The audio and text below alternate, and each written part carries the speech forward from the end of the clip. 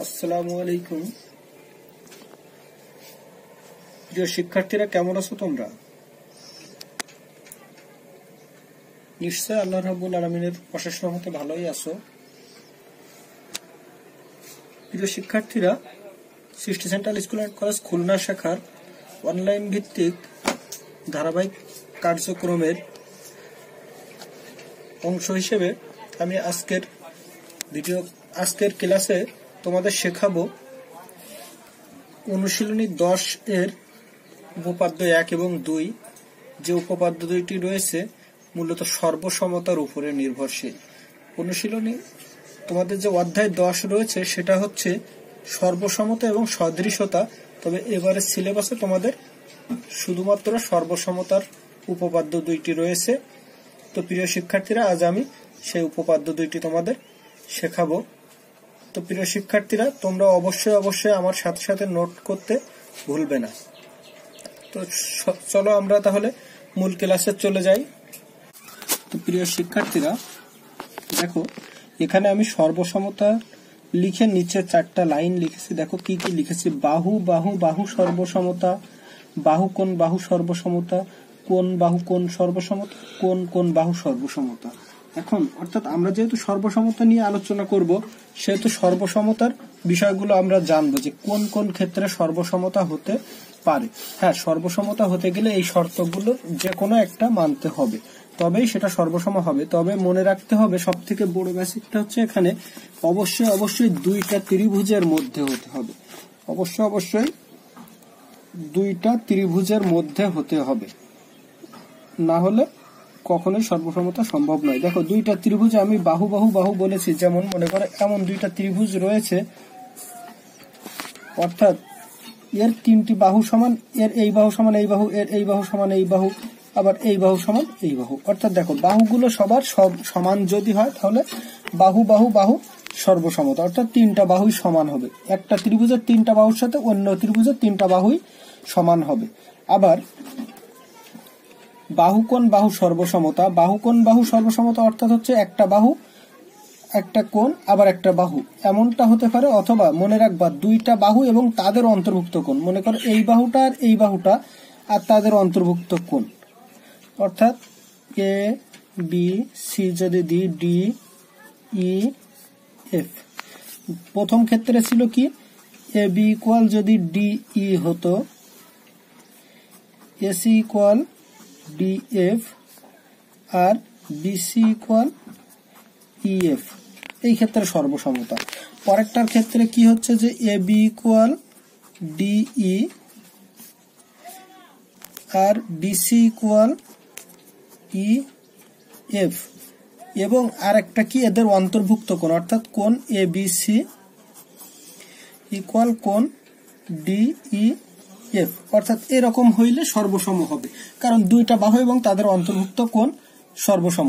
আর পরেরটা বলা হচ্ছে কোণ বাহু কোণ, অর্থাৎ মনে করো এই একটা কোণ আর এই একটা কোণ এবং তাদের অন্তর্ভুক্ত বাহু, অর্থাৎ দুটো কোণ এবং এদের অন্তর্ভুক্ত, অর্থাৎ এই দুটো কোণের সাথেই যে বাহুটা রয়েছে। অন্তর্ভুক্ত বললে এদের সাথেই বুঝবা, অন্তর্ভুক্ত মানে এদের বাইরে নয়। তো দেখো, তো অন্তর্ভুক্ত কোণ আমার প্রথমটা আমরা ধরে নিলাম যে কোণ এ বি সি, তাহলে এ বি সির সাথে কোন কোণের মিল আছে, কোণ ডিইএফ, কোণ ডিইএফ।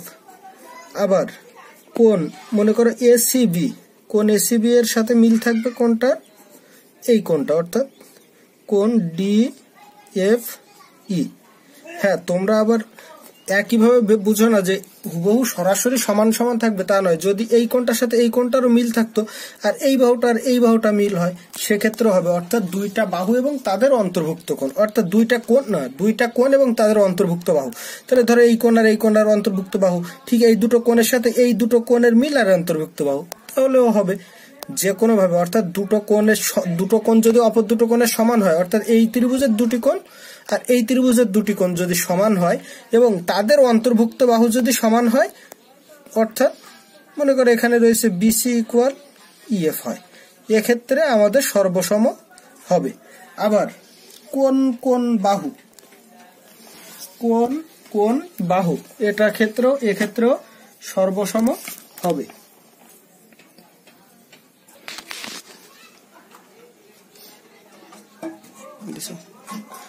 দেখো অর্থাৎ এই একই আমি ধরলাম, বা যে কোনো দুইটা কোণ, ধরো কোণ এ বি সি ইকুয়াল কোণ ডি ই এফ, এই দুটো কোণ আবার এ সি বি ইকুয়াল অর্থাৎ মিলে যাচ্ছে ডি এফ ই, এই কোণ দুটো মিললো এবং এর একটা বাহুর সাথে এর যে কোনো একটা বাহু যদি অনুরূপ মানে এ পাশে যাচ্ছে এ পাশেও থাকবে, অর্থাৎ এ বি সমান যদি ডিই হয় এক্ষেত্রেও সর্বসম হবে, অর্থাৎ অনুরূপ বাহু সমান হলে। অনুরূপ বলতে এখানেও যে সোজা রয়েছে এখানেও সেই একই ধরনের, অর্থাৎ অনুরূপ বলতে একই প্রকারের একই ধরনের হলে সেটা, যেমন এক্ষেত্রেও আমাদের অনুরূপ বাহু সমান হয়েছিল, অর্থাৎ দুটো কোণ এবং অন্তর্ভুক্ত বাহু, আবার দুটো কোণ এবং যে কোনো একটা বাহু, অর্থাৎ এই যে বাহুটা যে পাশে আছে ওর সেই পাশে থাকতে হবে। তো এক্ষেত্রে আমরা এই চারটা টার্মের ক্ষেত্রে আমরা সর্বসমতা পেতে পারি। দেখো দুটো ত্রিভুজ নিয়ে আমি এখানে তুলনা করেছি। তো আমরা এবার মূলত এই সর্বসমতা নিয়েই যেহেতু কাজ করব, সর্বসমতা শর্তগুলো আমরা দেখলাম যে কোন কোন ক্ষেত্রে সর্বসম হয়, কোন কোন ক্ষেত্রে সর্বসম হয়, সেই চারটা শর্ত এখানে লিখেছি। তোমাদের এমসিকিউ এ অনেক সময় আসে যে কোনটি সর্বসমতার শর্ত, মনে করো মিল দেয়, আবার অন্যগুলো একটু ঘুরাই ফিরাই দেয়, যেটা মিলবে এই চারটার সাথে তোমরা সেটাকেই অবশ্যই অ্যান্সার দিবে, তাহলে সঠিক হবে। তো প্রিয় শিক্ষার্থীরা, এখন আমি মূলত তোমাদের উপপাদ্য 1 এবং উপপাদ্য 2 নিয়ে আলোচনা করব। আজকের ক্লাসটি মূলত এটার উপরেই। তো দেখো এখন উপপাদ্য 1 নিয়ে আমি আলোচনা করছি। দেখো আমাদের প্রশ্নটা রয়েছে, যদি দুইটি ত্রিভুজের একটির দুই বাহু যথাক্রমে অপরটির দুই বাহুর সমান হয় এবং বাহু দুইটির অন্তর্ভুক্ত কোণ দুইটি পরস্পর সমান হয়, তবে ত্রিভুজ দুইটি সর্বসম হয়। অর্থাৎ দেখো আমাদের মিলে কিনা, বাহু কোণ বাহু উপপাদ্যে আমরা কি শিখেছিলাম, দুইটি বাহু এবং তাদের অন্তর্ভুক্ত কোণের মিলটা আমরা দেখিয়েছিলাম, দুইটি বাহু এবং তাদের অন্তর্ভুক্ত কোণের মিল দেখিয়েছিলাম, যেটা সর্বসমতার একটা শর্ত। এখন আমাদের ওই শর্তটাই প্রমাণ করতে বলা হয়েছে। আমরা জানি এটা একটা সর্বসমতার শর্ত, তো আমরা যদি সরাসরি বলে দিই যে এটা সর্বসম, তাহলে তো আর আমাদের উপপাদ্য হলো না। অর্থাৎ আমাকে একটা শর্ত বলেছে, ওই শর্তটাকে প্রমাণ করতে হবে, তাহলে অবশ্যই আমাকে যুক্তি দিয়ে সেটা প্রমাণ করতে হবে। আমি বলে দিলেই হবে না যে এটা সর্বসম, কারণ দুইটি বাহু এবং অন্তর্ভুক্ত কোণ সমান। হ্যাঁ, দুইটি বাহু এবং অন্তর্ভুক্ত কোণ সমান হলেই যে সে সর্বসম হয় সেটাই আমাকে প্রমাণ করে দেখাতে হবে। তাহলে আমরা যে শর্তগুলো শিখেছি সেগুলো আসলে যুক্তিযুক্ত অর্থাৎ সঠিক, সেটা আমরা বুঝতে পারবো। তো এই উপপাদ্যে আমাদের কি বলছে, যে দুইটি ত্রিভুজের একটির দুই বাহু অপরটির দুই বাহুর সমান এবং অন্তর্ভুক্ত কোণ সমান হয়। তাহলে আমরা দুইটা ত্রিভুজ সমান আঁকাই। দেখো তোমরা একটা নির্দিষ্ট মাপ নিবে, একটু আন্দাজ মতো, এখানেও যেটা নেবে পাশাপাশি নিও, তাহলে বুঝতে সুবিধা হবে। এবং তোমরা একটু মাঝামাঝি পর্যায়ে দেখো এমন ভাবে নেবে যেন দুইটা ত্রিভুজ দেখতে সমান হয়। যেহেতু উপপাদ্য, চিত্রটা হুবহু আঁকাতে হবে এমনটা নয়, অর্থাৎ মিলটা যেন থাকে সেটাই হচ্ছে ফ্যাক্টর, মিলটা থাকতে হবে, এটাই হচ্ছে ফ্যাক্টর। একটু মিল থাকবে, কম বেশি বিষয় না, সম্পাদ্যের মতো চিত্রের উপরে জোর দেওয়ার প্রয়োজন নাই, কারণ চিত্র হুবহু আঁকাতে হবে এমনটা নয়, তবে দুটো চিত্র যেন সামঞ্জস্য হয়। দেখো এটাকে আমি এ বি সি দিলাম, এটাকে দিলাম ডি ই এফ। এখন আমাদের শর্তে কি বলেছে আমরা একটু দেখে নিই। শর্ত অনুযায়ী আমরা বিস্তারিত লিখবো না, এটাই যেহেতু বইয়ে তোমাদের উপপাদ্যটা রয়েছে, তোমরা বইয়ের থেকে মূলত পড়বে, আমি বুঝিয়ে দেব উপপাদ্যটা, কারণ এখানে একটু শুধু লেখালেখি এবং বোঝার বিষয় আমাদের, আমি যেগুলো না বুঝালে হয় না সেগুলো অবশ্যই বুঝিয়ে দেব।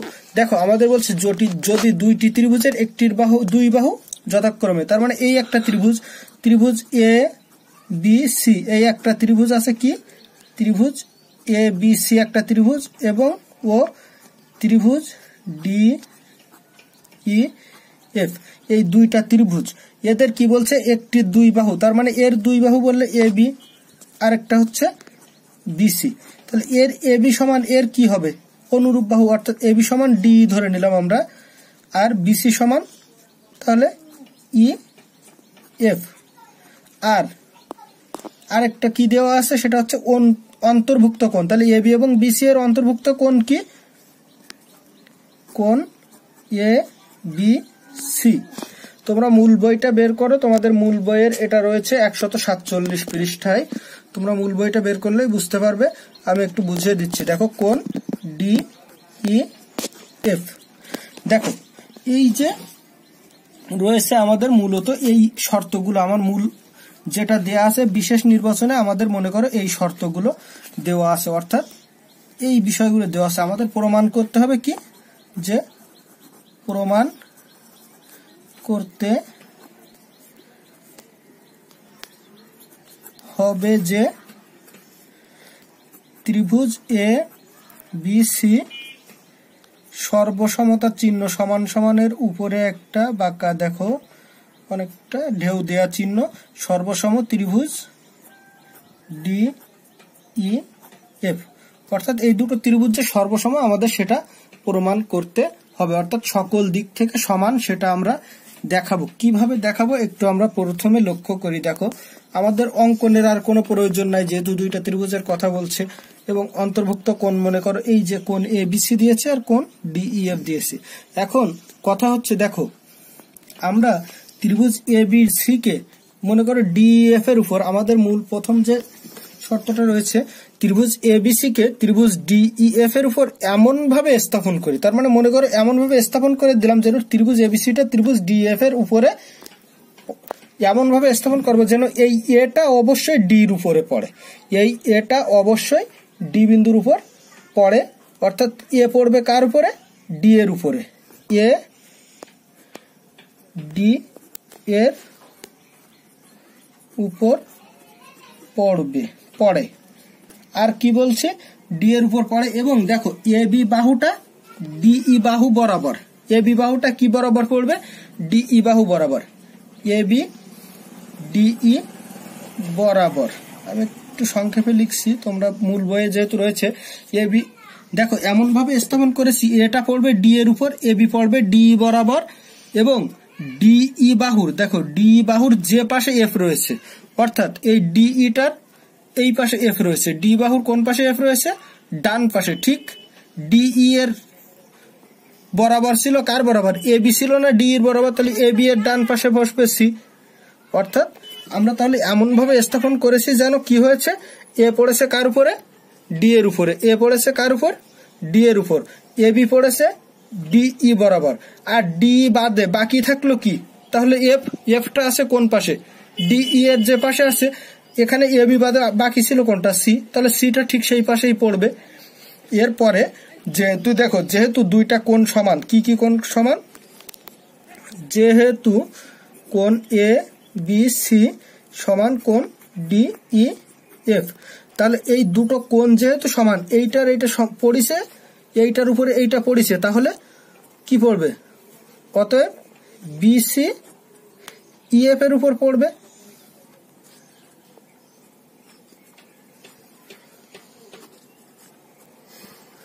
ইএফ এর উপর পড়ে। কারণটা কি? এ বিটা যেহেতু ডি এর উপরে, কোণ তো একই, কোণের মান তো চেঞ্জ হয়নি। তো দেখো তাহলে কি ছিল আমাদের? কোণ। অর্থাৎ এই দুটো কোণ যেহেতু সমান, আর এই বাহুটা আর এই বাহুটা একই, তাহলে অবশ্যই এই কোণের কারণে বিসি এবং ইএফ সমান। বিসি এবং ইএফ সমান। এখন বিসি এবং ইএফ যেহেতু সমান, আমাদের মূল বইয়ের সাথে একটু অমিল হয়ে যাচ্ছে, তবে তোমরা এভাবে বুঝে নিলেই হবে। মূল বইয়ে অবশ্য এইখানে তোমাদের ই দেওয়া হয়েছে, এটা এখানে দিছে, কোনো সমস্যা নাই, তোমরা চিহ্নিত চিত্র অনুযায়ী করলেই হবে। অর্থাৎ ওরা এসি বাহুটাকে নিচে এসি দিছিল, আর আমরা এখানে বিসি দিয়ে দিছি, শুধুমাত্র এখানে একটু চেঞ্জ হয়েছে, এর বাইরে কিছু না। তাহলে আমরা কি করছি, যে বোঝার সুবিধা তোমরা বুঝতে পারলেই হচ্ছে। অর্থাৎ এই কোণটার এই কোণটা সমান, সেহেতু এই বাহুটার এই বাহুটা, এই বাহুটার উপরে এই বাহুটা পড়বে, এর বাইরের কিছু না। আবার দেখো যেহেতু এই বাহুর উপরে পড়েছে, তাহলে এইটা বাহু আর এই বাহু সমান হয়েছে, কোণ সমান। আবার এই বাহুটার উপর পড়িছে, অর্থাৎ এ পড়েছে ডি এর উপর, বি পড়িছে ই এর উপর, এ বি পড়িছে ডি ই এর উপর, বিসি পড়িছে ইএফ এর উপর। এখন যেহেতু এসি আর ডিএফ ত্রিভুজ যেহেতু সর্বসম, এসি এবং ডিএফ কি হচ্ছে সমান। কারণটা কি, ত্রিভুজের তিনটা বাহু সমানে আমরা ধরেছিলাম কোনটা কোনটা সমান না, বিসি এবং ইএফ সমান। কোনটা কোনটা সমান, এই বাহুটা আর এই বাহুটা। আমাদের প্রথমে এ বি আর ডি বাহু সমান ধরা হয়েছিল, আর পরে বিসি এবং ইএফ সমান। তাহলে এই যে দুটো বাহু সমান, আর বাহু যদি সমান হয়, অর্থাৎ পরের শর্তটা হচ্ছে বিসি ইকুয়াল ইএফ যদি সমান হয়, সেক্ষেত্রে আমাদের দেখো যেহেতু দুইটা বাহু সমান হয়েছে, সুতরাং এই সিটা অবশ্যই এফ এর উপরে পড়বে যেহেতু সমান। কারণ কি, এই বাহুটা সমান হয়, এ যেখানে আছে এর দূরত্ব যা এর দূরত্ব তাই, তাহলে সি অবশ্যই এফ এর উপরে পড়বে। তাহলে আমাদের তিনটা শর্ত দেখো আমরা পূরণ করে ফেলছি। কিভাবে, প্রথমে আমরা এমন ভাবে স্থাপন করেছি যেন এটা এর উপরে পড়ে, অর্থাৎ এই বাহুটা এই বাহুটার উপরে পড়ে। আবার এই যে এ বি রেখা, এইটা এ বিটা ডিই এর উপর পড়ে, মানে ডি বরাবর পড়ে। আর এ বি মানে ডিই এর যে পাশে এফ আছে, অর্থাৎ ডি এর যে পাশে এফ আছে, এ বি এর ঠিক সেই পাশে সিটা পড়ে। অর্থাৎ এমন ভাবে আমরা স্থাপন করেছি যেন এটা ডি এর উপরে পড়ে, এ বিটা ডি বরাবর পড়ে, মানে এই বরাবর, আবার এফটা সিটা এফ বরাবর পড়ে। এরপরে আমরা কি করছি, যেহেতু কোণ দুইটি সমান, দুইটা কোণ সমান, সেহেতু বিসি আর ইএফ ও সমান, বিসি আর ইএফ একই বরাবর পড়বে, অর্থাৎ এই বাহুটা বরাবর পড়বে। তোমরা দেখো তাহলে মূল এই বিষয়টা যদি তোমাদের এখানে লেখায় অসুবিধা হয় আমি লিখে দেবো, অসুবিধা নাই। কিন্তু এখন তোমরা বুঝে নাও, মূলত এখানে চিত্রের সাথে একটু ভিন্নতা হবে। সেটা হচ্ছে তোমাদের বইয়ে এটা এখানে আর বিটা এখানে দেওয়া হয়েছে, আর ডিটা এখানে ইটা এখানে, এই ছাড়া কিছুই না, শুধু অক্ষরের একটু পরিবর্তন, এই ছাড়া কোনো বিষয় না। বোঝানোর হিসাবটা আমি যেভাবেই বোঝাচ্ছি ঠিক ওভাবেই রয়েছে। অর্থাৎ এইটা এইটার উপরে, এই বাহুটা এইটার উপরে, এই বাহুটা এইটার উপরে। আর কি হয়েছে, যেহেতু এই কোণটা সমান সেহেতু বিসিটা ইএফ এর উপর পড়েছে। আবার যেহেতু এই বাহুটা আর এই বাহুটা আমরা সমান ধরেছি, অর্থাৎ দুটো বাহু সমান বলেছিল, তার এই বাহুটা আর এই বাহুটা সমান, সেহেতু সি যেখানে আছে এফটাও ঠিক সিটা এফ এর উপরে গিয়েই পড়বে। সুতরাং দেখো সবগুলোই মিলে যাচ্ছে, অর্থাৎ একটি আরেকটির উপরে পড়ছে। দেখো বি বিন্দু পড়ছে কার উপরে, ই বিন্দুর উপর, এ বিন্দু ডি বিন্দুর উপর, সি বিন্দু এফ বিন্দুর উপরে পড়ছে, যেহেতু প্রত্যেকটাই মিলে যাচ্ছে। আবার এ বি বাহু ডিই বরাবর, বিসি বাহু ইএফ বরাবর, তাহলে এসি বাহুটা ডিএফ বরাবর পড়বে, এসি বাহুটা অবশ্যই ডিএফ বরাবর পড়বে, অর্থাৎ মিলে যাবে, এই বাহুটা এই বাহুটার সাথে মিলে যাবে। যেহেতু তিনটা বিন্দু মিলে গেছে, এবার এই বাহুটা আর এই বাহুটা এই দুটো বাহুর সাথে মিলে গেছে, থাকলো শুধুমাত্র একটা বাহু, সেটা হচ্ছে এসি আর ডিএফ, তাহলে এ দুটো মিলে যাবে। আর যেহেতু মিলে যাচ্ছে, সুতরাং সব দিক থেকেই সর্বসম, অর্থাৎ সকল দিক থেকেই মিলে গেছে। অর্থাৎ আমাদের সর্বসমতা শর্ত ছিল কি, বাহু বাহু বাহু উপপাদ্য অনুসারে সর্বসমতা, তাহলে বাহুর সর্বসমতা অনুসারে সবগুলোই সমান হয়ে যাচ্ছে, এবং যে কারণে আমরা বলতে পারি যে সরাসরি এইটা কি হচ্ছে, সমপাতিত, মানে সমানভাবে এর উপরে গিয়ে পড়তেছে, কোন সাইডে বেশি কম বেশি হবে না, সমানভাবে একেবারে উপরে গিয়ে পতিত হচ্ছে, সমপাতিত হচ্ছে। আর সমপাতিত হলেই সেটা মিলে গেল, আর মিলে যাওয়া মানে সর্বসম। একটা ত্রিভুজ আরেকটার উপরে সমপতিত, মানে এমন ভাবে পড়ছে যেন এই ত্রিভুজটাকে আর বোঝা যাবে না, অর্থাৎ ওই ত্রিভুজটার জায়গায় এ পুরোপুরি দখল করে নেবে। তাহলে অবশ্যই এই দুটো ত্রিভুজ সর্বসম হবে। তো প্রিয় শিক্ষার্থীরা, এরপরে যে উপপাদ্যটি আমাদের রয়েছে দেখো, সেটা এরকম সর্বসমতা শর্ত নয়, সেটা আমাদের সর্বসম দেখানোর জন্য আমাদের ওই চারটা শর্ত থেকে যে কোনো একটা পূরণ করলে হবে। দেখো, যদি কোনো ত্রিভুজের দুইটি বাহু পরস্পর সমান হয়, অর্থাৎ ত্রিভুজ মানে কি, তিন ভুজ, ভুজ মানে বাহু আর ত্রি অর্থ তিন।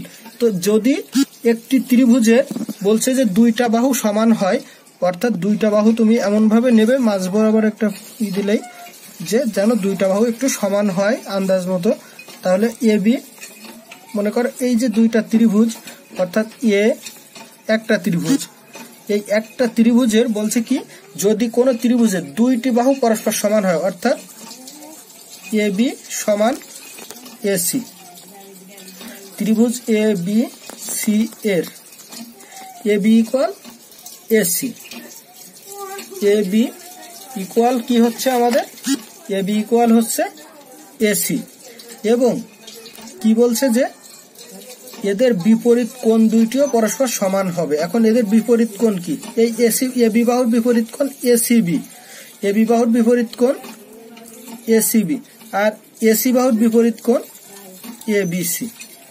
তাহলে কি হচ্ছে যে, মনে করি ত্রিভুজ এবিসি এর এ বি ইকুয়াল এসি, বা ABC ত্রিভুজে A B equal AC, এবং তাহলে আমাদের কি প্রমাণ করতে হবে, প্রমাণ করতে হবে যে, এটা হচ্ছে বিশেষ নির্বাচন, একটু আগে সাইডে লিখে ফেলার কারণে একটু ই করে লিখতে হচ্ছে, আমরা লিখে নিও। তো বিশেষ নির্বাচনটা কি, ত্রিভুজ এবিসি ত্রিভুজে লিখবা, এখানে ত্রিভুজে A B equal AC, ত্রিভুজে A B equal AC,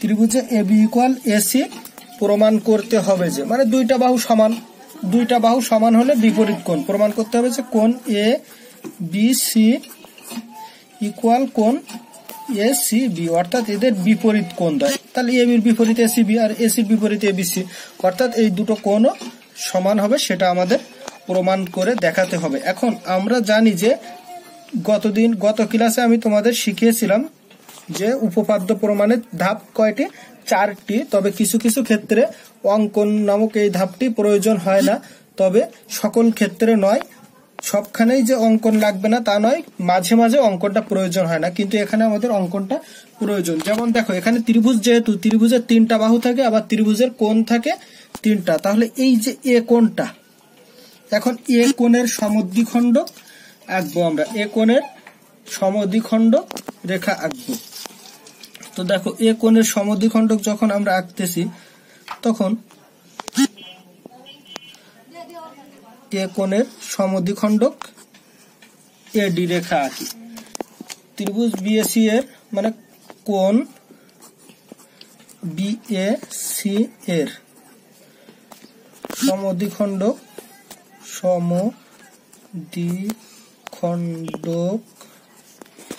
এডি আঁকি যেন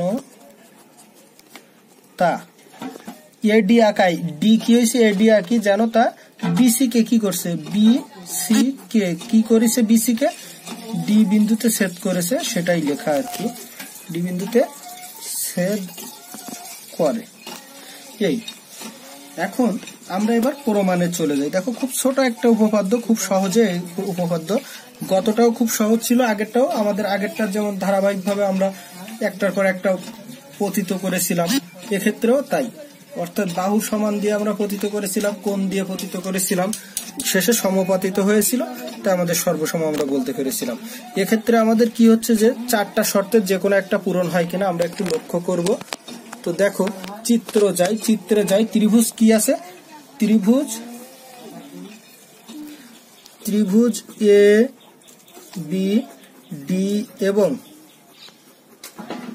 ত্রিভুজ এ সি ডি এ। দেখো, ত্রিভুজ এ বি ডি আর ত্রিভুজ এ সি ডি এ আমরা এখানেই পেয়ে গেছি কি, এ বি সমান এসি, আর কি পাচ্ছি, এ বি সমান এসি পাচ্ছি, আর পাচ্ছি কোনটা, এডি সমান সমান এডি। তোমরা পাশাপাশি না লিখে নিচে লিখবা, কারণ সাইড নোট। এডিটা কি, সাধারণ বাহু, যেহেতু দুটো ত্রিভুজে এই বাহুটা রয়েছে, এডিটা দুইটা ত্রিভুজে রয়েছে, এডিটা সাধারণ বাহু, আর এ বি সমান এসি তো আমাদের জানা ছিল। আর যেহেতু এ কোণের সমদ্বিখণ্ডক, অর্থাৎ কোন কোণের সমদ্বিখণ্ডক এঁকেছি আমরা, বিএসি এর সমদ্বিখণ্ডক, তাহলে বিএসি কে কি করেছে, দুইটা কোণ সমান দ্বিখণ্ডিত করেছে, তাহলে এ পাশের কোণটাও যা, এ পাশের কোণটাও তাই। তাহলে কি হচ্ছে যে, এবং কোণ BAD সমান সমান কোণ CAD। এখন দেখো বাহু কোণ বাহু অর্থাৎ দেখো এই বাহুটা আর এই বাহুটার সাথে এই যে অন্তর্ভুক্ত কোণ সমান হয়ে গেছে। এই বাহুটার অন্তর্ভুক্ত কোণ, এই বাহুটার অন্তর্ভুক্ত কোণ সমান, অর্থাৎ বাহু কোণ বাহু উপপাদ্য অনুসারে এরা সর্বসম। সর্বসম কিভাবে হচ্ছে, যে ওই যে শর্ত মেনেছে ত্রিভুজের বাহু কোণ বাহু উপপাদ্য অনুসারে, অতএব ত্রিভুজ ABD সর্বসম ত্রিভুজ ACD। এখানে আবার ABC ত্রিভুজ আর ACB ত্রিভুজ নয়, কিন্তু এই ABD ত্রিভুজ একটা আর ACD ত্রিভুজ, এই যে দুটো ত্রিভুজ, এই দুটো ত্রিভুজই কিন্তু সর্বসম হয়েছে। যেহেতু সর্বসম সেহেতু এদের সবকিছুই সমান। সুতরাং আমরা লিখতে পারি অতএব কোণ ABD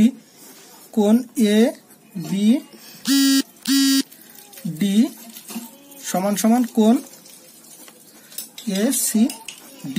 এখন কোণ ABD কে যদি আমরা লিখি কোণ ABC, গত ক্লাসে আমি দেখিয়েছিলাম যে কোণের কোনো পরিবর্তন হয় না, অর্থাৎ এ বাহুটা ইচ্ছা মতন বাড়ালেও আমাদের কোণ তো একই থাকে, সেহেতু আমরা লিখতে পারি বা কোণ ABC সমান সমান কোণ ACB সমান কোণ ACB। আমাদের দেখো প্রমাণ হয়ে গেল কোণ ABC সমান কোণ ACD। এইটা সর্বসম হয়েছিল কি অনুসারে, বাহু কোণ বাহু অনুসারে। এইটা কি কারণে, সাধারণ বাহু ছিল, এটা ছিল সাধারণ বাহু। আর এইটা কি, অন্তর্ভুক্ত কোণ। আর এই AB = AC তো আমাদের অঙ্কনেই দেওয়া আছে, অর্থাৎ মূল শর্তে দেওয়া আছে দুইটা বাহু সমান। তাহলে দেখো আমরা সেই প্রমাণ যা করতে চেয়েছিলাম, অর্থাৎ বিপরীত কোণদ্বয় সমান, সেটা প্রমাণ করেছি। কিভাবে করেছি, আমরা এই দুটো ত্রিভুজের মধ্যে শুধু তুলনা করেছি। কিভাবে তুলনা করেছি, এই দুটো ত্রিভুজের এই বাহুটা আর এই বাহুটা আমাদের সমান দেওয়া আছে, অর্থাৎ AB সমান AC দেওয়া আছে। আমরা দেখতে পাচ্ছি ADটা সাধারণ বাহু, তাহলে AD সমান AD সাধারণ বাহু। আর অন্তর্ভুক্ত কোণ AB এবং AD এর অন্তর্ভুক্ত কোণ BAD, AB এবং AD এর অন্তর্ভুক্ত কোণ BAD, আর AC এবং AD এর অন্তর্ভুক্ত কোণ CAD। যেহেতু এরা অন্তর্ভুক্ত, এই তিনটা দেখো বাহু কোণ বাহু শর্ত অনুসারে, অর্থাৎ দুইটা বাহু এবং তাদের অন্তর্ভুক্ত কোণ সমান, সেহেতু কি হচ্ছে যে সর্বসম, অর্থাৎ বাহু কোণ বাহু উপপাদ্য অনুসারে এরা সর্বসম হলে এদের অন্য সবকিছুই সমান, অর্থাৎ এই কোণটা আর এই কোণটা সমান, আবার এই কোণটা আর এই কোণটা সমান, আবার অন্য আরেকটা বাহু রয়েছে যেমন BD সমান CD, এটাও সমান। তবে আমাদের যেটা প্রয়োজন আমরা শুধুমাত্র সেটা নিয়ে কাজ করেছি। সর্বসম হওয়ার শর্ত হচ্ছে যে সবকিছুই সমান, এই ত্রিভুজের যা যা আছে এই ত্রিভুজের ঠিক তাই রয়েছে, অর্থাৎ একই সমান রয়েছে। তো সেক্ষেত্রে আমরা করেছি কি, যে আমাদের যেটা প্রয়োজন, অর্থাৎ আমাদের সমান দেখাতে হবে কি, কোণ দুইটি কোণ সমান, তাই আমরা দুটো কোণ নিয়ে কাজ করেছি। কোণ ABD এবং কোণ ACD সমান নিয়েছি আমরা, কোণ CAD না, কোণ ACD। দেখো তাহলে ACDর পরিবর্তে আমরা কি লিখতে পারি, ACD, অর্থাৎ কোণটাকে আমি ইচ্ছামতো এদিকে এই দাগ রেখাটাকে বাড়ালেও আমাদের কোণের কোনো পরিবর্তন হয় না, রেখাটাকে আমরা ইচ্ছামতো বৃদ্ধি করলেও কোণের কোনো পরিবর্তন হয় না। তো দেখো সেক্ষেত্রে আমরা কি করেছি, ACD কে ACB নিয়েছি, ABD কে ABC নিয়েছি, তাহলে আমাদের মূলত কাজ হয়ে গেল। দেখো আমরা যেটা প্রমাণ করতে চেয়েছিলাম সেটাই আমাদের প্রমাণে চলে এসেছে। এখানে বা না দিয়ে তোমরা অর্থাৎ দিবা, অর্থাৎ, তাহলে এটা হয়ে গেল কি, প্রমাণ হয়ে গেছে, যেহেতু আমরা প্রমাণিত লিখে দেব। তো প্রিয় শিক্ষার্থীরা, অবশ্যই তোমরা উপপাদ্য দুটো খুব সুন্দরভাবে করবে এবং ইনশাআল্লাহ আর কোনো সমস্যা থাকবে না এই দুটি উপপাদ্যে। আর এখান থেকে মূলত অনুশীলনীর কয়েকটা প্রশ্ন রয়েছে যেগুলো তোমরা বাসায় একটু প্র্যাকটিস করবে, না হলে আমি অবশ্যই তোমাদের শিখিয়ে দেব। যেহেতু আমি তোমাদের মূল বেসিকটা শিখিয়েছি, তোমরা ইনশাআল্লাহ পেরে যাবে। মূল বেসিকটা যেহেতু আমি শিখিয়েছি, তোমরা অবশ্যই এর মূল আলোচনা থেকে শিখে যেতে পারবে। তো প্রিয় শিক্ষার্থীরা, আজকের মতো এখানেই শেষ করছি। সকলকে আবারও সাবধানতার সাথে চলাচল এবং সামাজিক দূরত্ব বজায় রেখে চলাচলের আহ্বান জানিয়ে সকলের সুস্বাস্থ্য কামনা করে এবং আমার জন্য আবারও দোয়া চেয়ে তোমাদের থেকে বিদায় নিচ্ছি। আল্লাহ হাফিজ।